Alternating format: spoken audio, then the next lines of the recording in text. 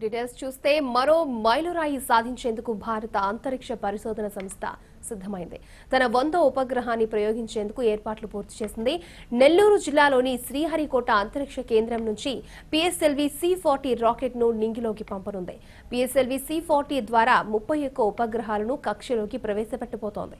వీటిలో భారత్కు చెందిన కార్టోసాట్ 2E, ఒక నానో శాటిలైట్, ఒక సూక్ష్మ ఉపగ్రహం ఉన్నాయి. వీటి ప్రయోగంతో భారత్కు చెందిన మొత్తం 100 ఉపగ్రహాలు కక్షలోకి చేరినట్లవుతుంది. రైట్ నౌ ఆ లైవ్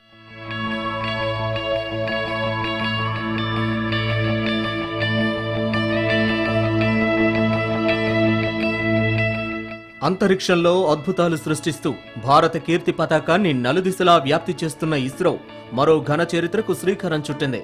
నెల్లూరు జిల్లా శ్రీహరికోటలోని సతీష్ ధావన్ స్పేస్ సెంటర్ వేదికగా శుక్రవారం ఉదయం 9:28 పిఎస్ఎల్వి C40 రాకెట్ ను ప్రయోగించేందుకు సర్వం సిద్ధం చేశారు శాస్త్రవేత్తలు. గత తప్పిదాలను దృష్టిలో పెట్టుకుని ఈ ప్రయోగంపై శాస్త్రవేత్తలు ప్రత్యేక శ్రద్ధ పెట్టారు. పిఎస్ఎల్వి C40 రాకెట్ ద్వారా కార్టోసాట్ 2ER అనే ఉపగ్రహంతో పాటు మరో 30 ఉపగ్రహాలను కక్షలోకి పంపనున్నారు శాస్త్రవేత్తలు.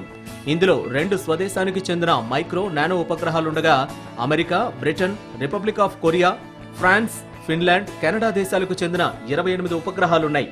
మొత్తం 1323 కేజీల బరువును పిఎస్ఎల్వి C40 రాకెట్ నింగిలోకి తీసుకువెళ్లనుంది.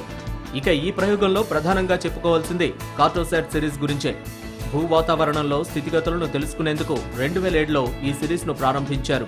భూ వాతావరణాన్ని అధ్యయనం చేసే సిరీస్ల్లో కార్టోసాట్ సిరీస్ 3వది కాగా, కార్టోసాట్ సిరీస్ లో పంపనున్న 2ER 7వది కావడం విశేషం.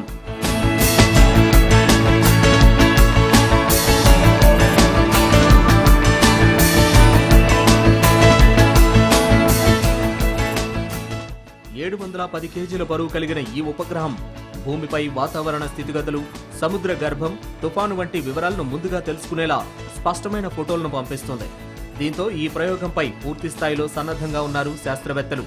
గురువారం ఉదయం 5:28 ప్రారంభమైన కౌంట్ డౌన్ 28 గంటలు కొనసాగి అనంతరం సరిగ్గా 12వ తేదీ ఉదయం 9:28 నిప్పులు కక్కుతూ పిఎస్ఎల్వి C40 రాకెట్ కక్షలోకి దూసుకువెళ్లనుంది.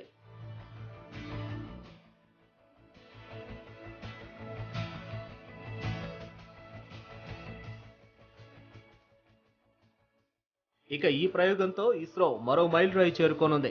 ఇప్పటికే వాణిజ్యపరంగా ఉపగ్రహాలను కక్షలోకి పంపుతూ గెలుపు గుర్రంగా మారిన పిఎస్ఎల్వి రాకెట్ ద్వారా ఈసారి 28 విదేశీ ఉపగ్రహాలను నింగిలోకి పంపుతారు శాస్త్రవేత్తలు. మరోవైపు స్వదేశీ ఉపగ్రహాల కోటాలో ఇప్పుడు పంపించే ఉపగ్రహాలతో 100 శాటిలైట్లను అంబుల పొదిలోకి పంపిన ఘనత ఇస్రోకు దక్కనుంది. గతేడాది ఆగస్టులో పంపించిన పిఎస్ఎల్వి C39 ఫెయిల్యూర్తో ఈ దఫా రాకెట్ ను సక్సెస్ చేసేలా ప్రత్యేక చర్యలు తీసుకున్నారు శాస్త్రవేత్తలు.